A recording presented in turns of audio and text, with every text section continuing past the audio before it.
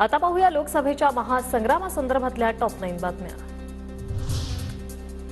लोकसभा निवडणुकीत महाविकास आघाडीला 30 ते 35 जागा मिळतील। उद्धव ठाकरे यांच्या शिवसेनेला लोकांचा चांगला प्रतिसाद, शरद पवारांचा दावा। महाविकास आघाडीवर पक्ष विलीन करण्याची वेळ येईल, पवारांच्या 30 ते 35 जागांच्या दाव्यावरून चंद्रशेखर बावनकुळेंचा टोला। निवडणुकीच्या पहिल्या 3 टप्प्यातील आकडेवारी मोदींना अस्वस्थ करणारी, म्हणून त्यांनी निवडणूक धर्मावर नेली। पुढल्या टप्प्यात मोदींचं स्थान डळमळीत होईल, शरद पवारांचा मोदींवर जोरदार निशाणा। साहेबांचा मुलगा असतो तर मला संधी मिळाली असती, त्यांचा मुलगा नाही म्हणून संधी नाही, हा कसला न्याय?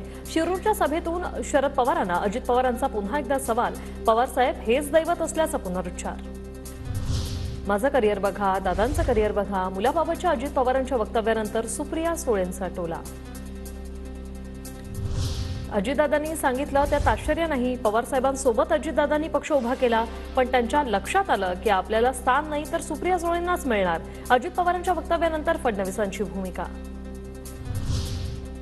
भाजपसोबत जाण्याचा निर्णय आमच्या पक्षात कधीही झाला नाही, सर्व पर्यायांवर चर्चा झाली, पण चर्चा म्हणजे निर्णय नाही। एका वृत्तपत्राला दिलेल्या मुलाखतीत पवारांचा मोठा खुलासा। भाजपसोबत जाण्याची चर्चा झाल्याचं पवारांनी किमान कबूल तरी केलं। भाजपसोबत जायचं नव्हतं तर दिल्लीत 6 वेळा बैठका का घेतल्या? अजित पवारांचा शरद पवारांना सवाल। पुलोचा प्रयोग आणि अजित पवारांचा प्रयोग यात साम्य नाहीये। अमित शहांच्या माध्यमातून राजकारण करत असाल तर जनता स्वीकारणार नाही, शरद पवारांची टीका।